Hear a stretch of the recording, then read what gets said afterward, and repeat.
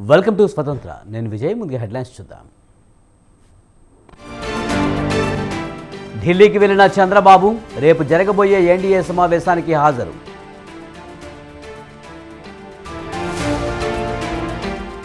ప్రజలను భయభ్రాంతులకు గురి చేస్తున్నారు. టీడీపీ నేతల దాడులపై గవర్నర్కు ఫిర్యాదు చేస్తామన్న పేర్ని నాని.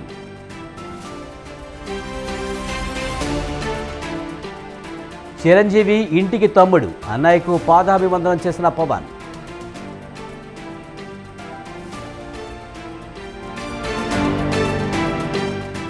కాంగ్రెస్ ప్రభుత్వానికి సహకరిస్తూ ముందుకు సాగుతాం. పార్టీలు వేరైనా రాష్ట్ర అభివృద్ధికి పాటుపడతామన్న కొండ.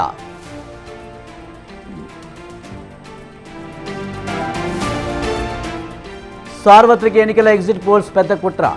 సర్వే సంస్థలు తప్పుడు ఎగ్జిట్ పోల్స్ ఇచ్చాయన్న రాహుల్.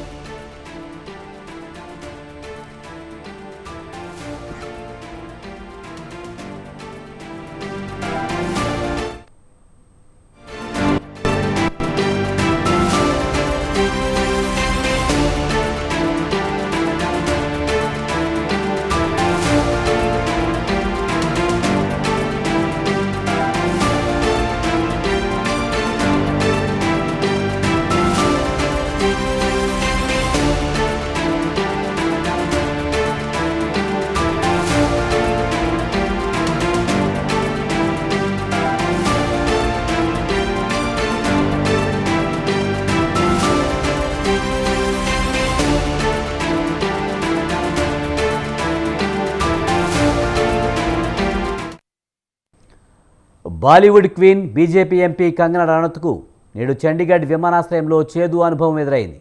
చండీగఢ్ విమానాశ్రయంలో ఆమె ఊహించని ఘటన జరిగింది. సెంట్రల్ ఇండస్ట్రియల్ సెక్యూరిటీ ఫోర్స్కు చెందిన మహిళా సిబ్బంది కుల్విందర్ కౌర్ మండి ఎంపీ కంగనా రనౌత్ చెంప పగలగొట్టారు. ఎంపీల సమావేశంలో పాల్గొనడానికి ఆమె ఢిల్లీ వెళ్తుండగా చండీగఢ్ ఎయిర్పోర్ట్లో విధుల్లో ఉన్న సిఎస్ఎఫ్ మహిళా కానిస్టేబుల్ తనని చెంపదెబ్బ కొట్టారని కంగనా రనౌత్ ఆరోపించడం తీవ్ర దుమారం రేపుతోంది. హిమాచల్ ప్రదేశ్లోని మండి నుంచి లోక్సభ ఎన్నికల్లో గెలిచిన 2 రోజుల వ్యవధిలోనే కంగనా రనౌత్ పబ్లిక్గా చేదు అనుభవాన్ని చవిచూశారు.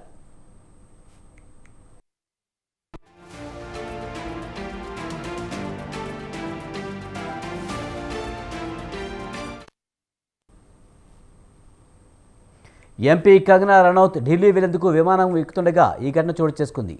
యూకే 707 విమానంలో చండీగఢ్ విమానాశ్రయం నుంచి ఢిల్లీకి వెళ్లేందుకు ఎయిర్పోర్టుకు చేరుకున్న క్రమంలో బోర్డింగ్ పాయింట్ వద్దకు వెళ్తున్నప్పుడు తనతో పుల్విందర్ కౌర్ అనే సిఐఎస్ఎఫ్ కానిస్టేబుల్ వాగ్వాదానికి దిగినట్లు కంగనా తెలిపారు. అంతేకాదు ఆ సమయంలో తన చెంపపై పుల్విందర్ కౌర్ కొట్టారని సంచలన ఆరోపణలు చేశారు.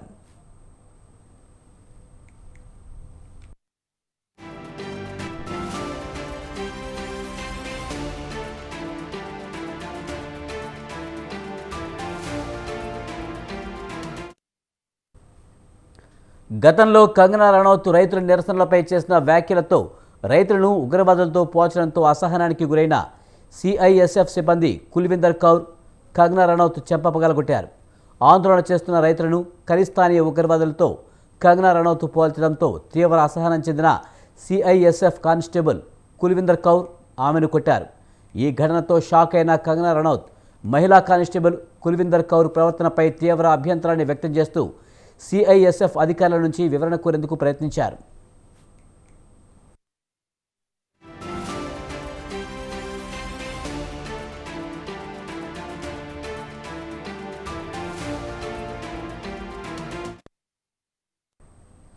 అయితే ఘటన తర్వాత ఢిల్లీ వెళ్లిన కంగనా రనౌత్ అక్కడ సిఐఎస్ఎఫ్ డైరెక్టర్ జనరల్ నేనా సింగ్తో పాటు ఇతర సీనియర్ అధికారులకు ఘటన మొత్తాన్ని వివరించి కానిస్టేబుల్పై చర్యలు తీసుకోవాలని కోరారు.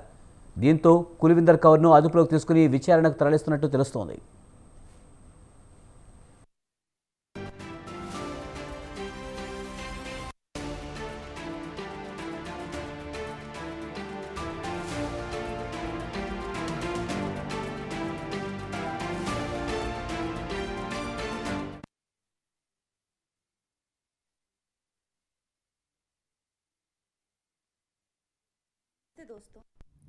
मुझे बहुत ज़्यादा फ़ोन कॉल्स आ रहे हैं मीडिया के भी और मेरे शुभचिंतकों के भी।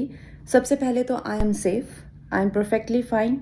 आज चंडीगढ़ एयरपोर्ट पे जो हादसा हुआ वो सिक्योरिटी चेक के साथ में हुआ। वहाँ पे मैं सिक्योरिटी चेक करके जैसे ही निकली तो दूसरे कैबिन में जो महिला थी, जो सुरक्षा कर्मचारी थी CISF की, उन्होंने उनके पास या उनको क्रॉस करने का इंतज़ार किया और साइड से आकर जो है मुझे मेरे फेस पे हिट किया और गालियाँ देने लगी। और जब मैंने उनको पूछा कि उन्होंने ऐसा क्यों किया तो उन्होंने कहा कि वो फार्मर्स प्रोटेस्ट को जो हैं वो सपोर्ट करती हैं।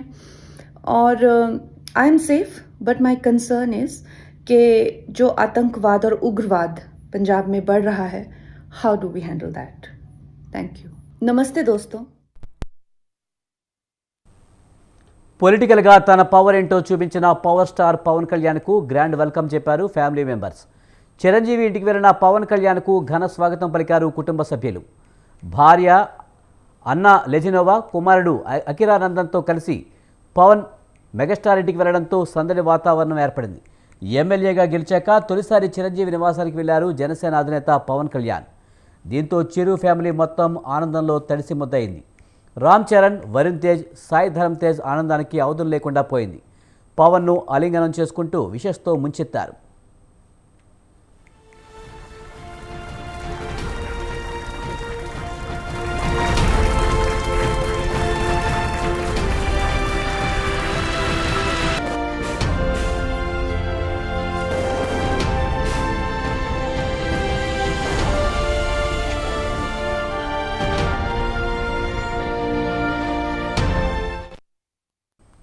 ఇంట్లోకి ఎంట్రీ ఇస్తూనే తల్లికి అన్నయ్య చిరంజీవి కాళ్లకు నమస్కరించారు పవన్ దంపతులు.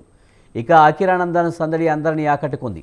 అందరినీ పలకరిస్తూ ఆప్యాయంగా మాట్లాడుతూ కనిపించాడు.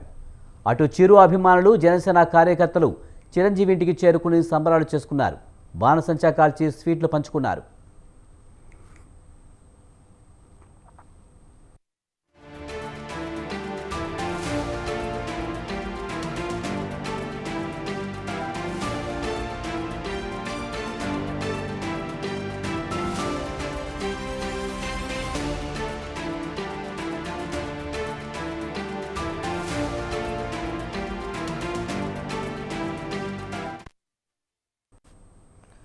ఏపీలో కొత్త ప్రభుత్వం కొలువు తీరేందుకు ఏర్పాట్లు సాగుతున్నాయి. అతి త్వరలోనే సీఎంగా టీడీపీ అధినేత చంద్రబాబు నాయుడు ప్రమాణ స్వీకారం చేయబోతున్నారు.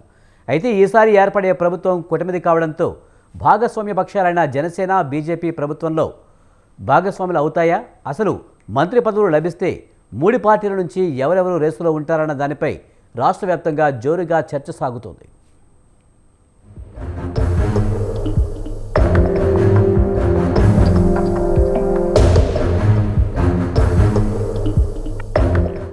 ఆంధ్రప్రదేశ్ అసెంబ్లీ ఎన్నికల్లో టీడీపీ, జనసేన, బీజేపీ కూటమి కనీవిని ఎరుగని స్థాయిలో బంపర్ మెజారిటీతో విజయం సాధించింది. త్వరలోనే టీడీపీ అధినేత నారా చంద్రబాబు నాయుడు నేతృత్వంలో కొత్త ప్రభుత్వం కొలువు తీరనుంది. ఇందుకు సంబంధించిన ఏర్పాట్లు సైతం జోరుగా సాగుతున్నాయి. హస్తిన వెళ్లిన టీడీపీ అధినేత చంద్రబాబు తన ప్రమాణ స్వీకార మహోత్సవానికి హాజరు కావాలంటూ కమలం అగ్రనేతలను ఇప్పటికే ఆహ్వానించారు.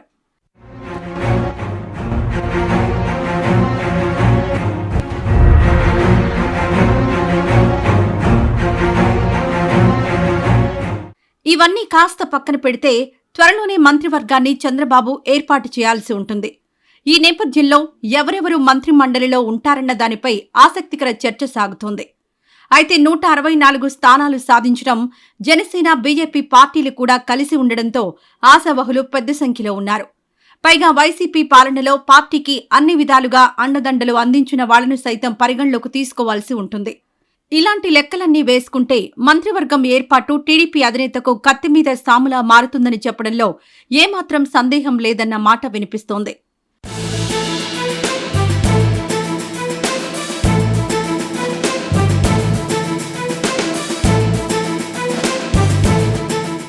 ఇప్పటికే రాష్ట్ర ప్రభుత్వంలో పవన్ కళ్యాణ్ కీలకంగా మారతారని ఆయన సోదరుడు నాగబాబు ప్రకటించారు. 21 కొట్టడం అంటే ఇంత ఎఫర్ట్ వెనకాల 17 సంవత్సరాల శ్రమ దాని వెనకాల ఉంది. అది మన ప్రెసిడెంట్ పవన్ కళ్యాణ్ గారి శ్రమ. ఇంత విజయం మనందరం సాధించామంటే ఆయన 17 సంవత్సరాలు ఎంత మెంటల్గాను, శారీరకంగాను ఎన్నో వ్యయ ప్రయాసాలు కోర్చి ఇలాగా అందరినీ ఒక విజయ పదంలో తీసుకొచ్చారంటే is an amazing personality, amazing person. Pithapuram అనేది ఒక్కటే చెప్పట్లేదు, పిఠాపురం లాంటి ఎక్స్పీరియన్స్ ప్రతి వాళ్ళకి ఉంటుంది. నేను ఏం చెప్పినా మీ అందరికీ అది అర్థమవుతుంది, మీ ఊర్లో కూడా అలాగే జరిగి ఉంటుందని. థ్యాంక్ యూ అండి. మీ అందరూ అద్భుతమైనటువంటి శ్రమ చేశారు, కష్టపడ్డారు. అండ్ మనందరికీ ఒక బ్యాక్ బోను, మనందరి వెనకాల ఒక శక్తి మన president Pawan Kalyan garu. Hats off to our president and Janasena కార్యకర్తలు. Thank you. దీంతో మంత్రివర్గంలో జనసేనకు చోటు దక్కడం ఖాయమనే చెప్పాలి. అటు రాష్ట్ర బీజేపీ నేతలకు సైతం 2014 మాదిరిగానే భాగస్వామ్యం ఖాయమన్న మాట వినిపిస్తోంది. దీంతో ఇటు టీడీపీ, అటు జనసేన, బీజేపీ నుంచి మంత్రివర్గంలో స్థానం ఆశిస్తున్న వారి సంఖ్య పెద్ద ఎత్తున ఉంది. పైగా సామాజిక సమీకరణాలు, జిల్లాల వారీగా లెక్కలు, పార్టీ కోసం గట్టిగా కష్టపడిన వారు, ఇలా చూసుకుంటూ వెళితే ఎవరెవరికి చోటు దక్కుతుందన్నది ఆసక్తి రేపుతోంది.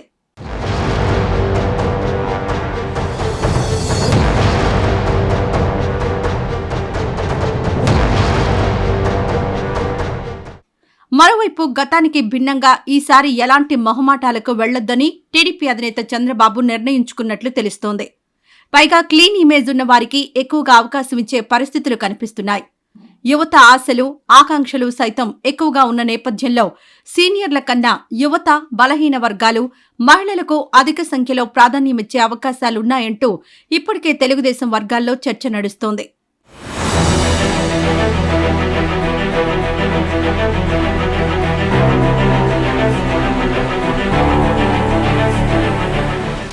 పార్టీ వర్గాల్లో వినిపిస్తున్న సమాచారం ప్రకారం మంత్రివర్గంలో చోటు దక్కించుకునే వారిలో మహిళల విషయానికొస్తే కడప నుంచి గెలిచిన మాధవిరెడ్డికి అవకాశం ఉండొచ్చని చెబుతున్నారు. వైసీపీ అధినేతకు కంచుకోటైన కడప గడ్డపై విజయం సాధించడం ఈమెకు ప్లస్ పాయింట్గా చెబుతున్నారు. అలాగే పుట్టపర్తి నుంచి గెలిచిన సింధూరారెడ్డి, పెనుగొండ నుంచి విజయం సాధించిన సవిత పేర్లు వినిపిస్తున్నాయి. ఎస్సీల నుంచి బండారు శ్రావణి, నెలవల విజయశ్రీ, ఎస్టీల నుంచి శిరీషాదేవి, జగదీశ్వరి ఉన్నారు. బీసీల నుంచి గెలిచిన మహిళల్లో గల్లా మాధవి, యనమల దివ్య పేర్లు వినిపిస్తున్నాయి. ఇక సీనియర్ల విషయానికొస్తే తంగిరాల సౌమ్య, వంగలపూడి అనిత పేర్లు ప్రచారంలో ఉన్నాయి. మొత్తంగా మహిళల్లో ఇద్దరికి అవకాశం దక్కవచ్చన్న ప్రచారం నడుస్తోంది.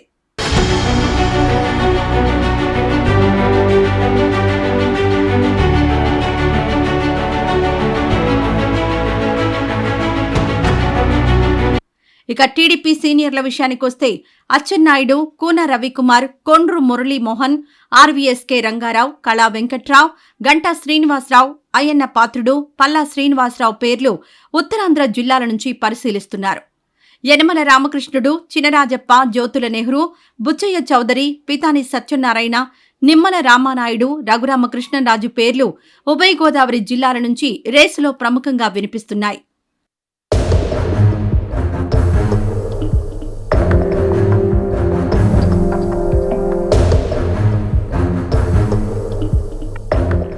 ఉమ్మడి కృష్ణా, గుంటూరు జిల్లాల విషయానికొస్తే గద్దె రామ్మోహన్, కొలుసు పార్థసారథి, కొల్లు రవీంద్ర, బోండా ఉమా, శ్రీరామ్ తాతయ్య, కన్నా లక్ష్మీనారాయణ, నక్కా ఆనంద్ బాబు, శ్రావణ్ కుమార్తో పాటు మరికొందరి పేర్లు వినిపిస్తున్నాయి.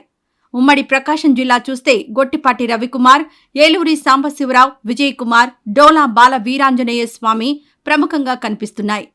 ఇక ఉమ్మడి నెల్లూరు జిల్లా విషయానికొస్తే నారాయణ, ఆనం రామనారాయణ రెడ్డి, సోమిరెడ్డి చంద్రమోహన్ రెడ్డిలలో ఒకరికి బెర్త్ ఖాయమన్నమాట గట్టిగా ప్రచారంలో ఉంది.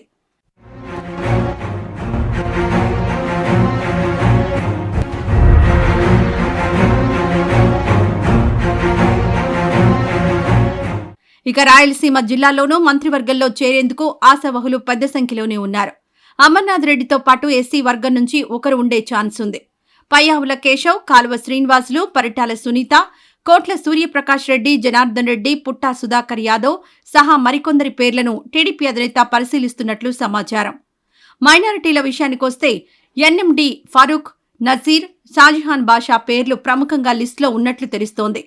అయితే ఆయా జిల్లాల్లో ఇంతమంది పోటీలో ఉండడంతో సామాజిక సమీకరణాలు, యువతకు ప్రాధాన్యం, సీనియారిటీకి గౌరవం, సచీలత సహా మరెన్నో అంశాలను గమనించి వీరిలో కొందరికి అవకాశం ఇవ్వాలని టీడీపీ అధినేత యోచిస్తున్నారని తెలుగుదేశం వర్గాలు చెబుతున్నాయి.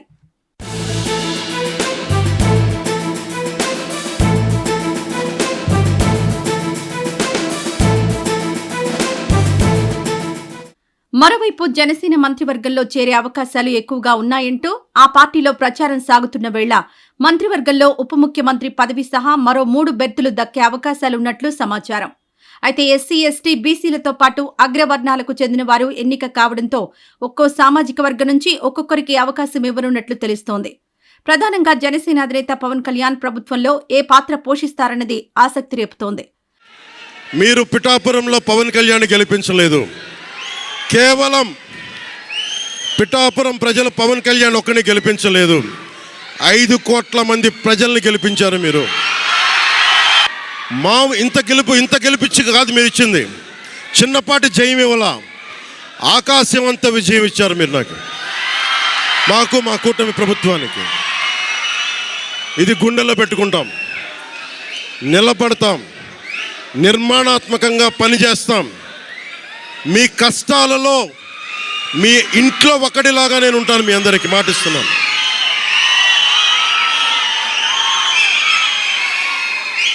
మీ ఇంట్లో ఒక్కడిగా, ఒకటే గుర్తుపెట్టుకోండి, మా ఇంట్లో మా కుటుంబ సభ్యుడు. నాకు కులాలకి, మతాలకి, ప్రాంతాలకి అతీతంగా ప్రతి ఒక్కరూ ఆలోచించాల్సింది, మా ఇంట్లో కుటుంబ సభ్యుడు పవన్ కళ్యాణ్. మా వాడు అసెంబ్లీలో అడుగు పెడుతున్నాడు, మా కష్టాల కోసం మాట్లాడతాడు, మా కష్టాల కోసం నిలబడతాడు. అది చేసి చూపిస్తాను. పార్టీ వర్గాల్లో ప్రచారం జరుగుతున్నట్లుగా డిప్యూటీ సీఎం పదవి తీసుకుంటారా లేక మరోటా అన్నది ఉత్కంఠగా మారింది. ఇక పార్టీ తరపున నాదెండ్ల మనోహర్, కొణతాల రామకృష్ణకు మంత్రివర్గంలో బెర్తు ఖాయమన్న మాట వినిపిస్తోంది.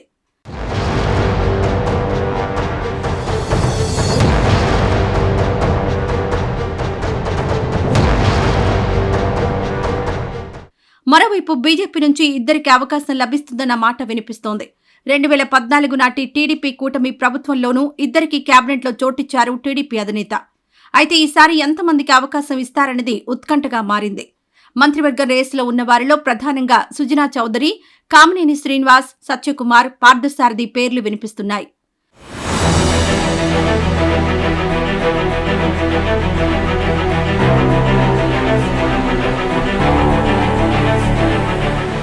మొత్తంగా చూస్తే ఆశావహులు భారీ సంఖ్యలో ఉండడం, కూటమి ప్రభుత్వం కావడంతో మంత్రివర్గాన్ని టీడీపీ అధినేత ఏ విధంగా బ్యాలెన్స్ చేస్తారన్న ఆసక్తి అందరిలో నెలకొంది.